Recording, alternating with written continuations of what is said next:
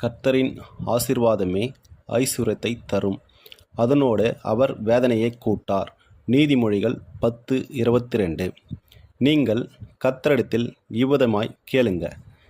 கர்த்தருடைய ஆசீர்வாதம் உங்கள் வாழ்வில் வரும்பொழுது எல்லோரும் கடினப்பட்டு சேர்க்க நினைக்கிற பணங்கள் உங்களிடத்தில் சுலபமாக வரும்.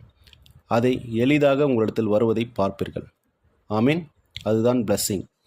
அப்போது ஐஸ்வர்யம் என்பது ஆசீர்வாதத்தின் ஒரு வெளிப்படையாக வேதவசனம் சொல்கிறது.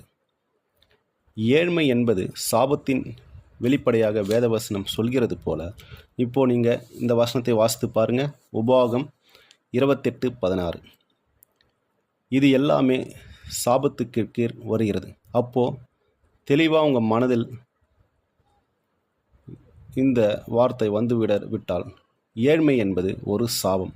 அந்த சாபத்தை இயேசு எனக்காக சிலுவையில் சுமந்தார் என்று நீங்கள் நம்பும்போது, நான் ஏழை அல்ல, நான் ஐஸ்வர்யவான், நான் ஏழை அல்ல, நான் ஐஸ்வர்யவான்.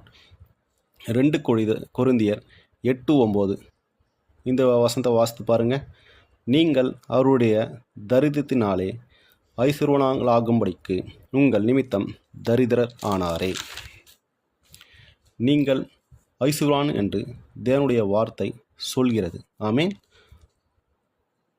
ஐஸ்வர்யவான் ஆகும்படிக்கு நான் ஐஸ்வர்யவான் ஆக முடியுமா என்று நிறைய பேர் கேட்கிறார்கள். நான் உங்களுக்கு நற்செய்தியை சொல்கிறேன். ஆமீன். இந்த நேரத்திலே உங்களை ஐஸ்வர்யவானாய் ஆக்கினார். ஆமீன். Already made I am millionaire. ஆமீன். நீங்கள் இந்த வசனத்தை திரும்பவும் நீங்கள் தியானித்து பாருங்கள். நீங்கள் கூடிய சீக்கிரத்தில் செழிக்கிறத நீங்கள் பார்ப்பீங்க.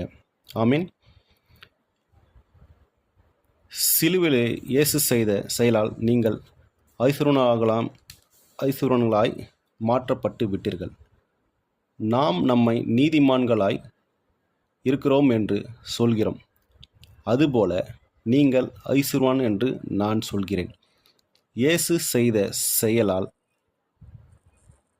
நீங்கள் ஐஸ்வர்யவானாய் மாற்றி உங்கள் வாழ்க்கையில் எப்போதும் ஐஸ்வர்யவானாய் மாறிவிட்டீர்கள். ஆமீன். அல்லேலூயா.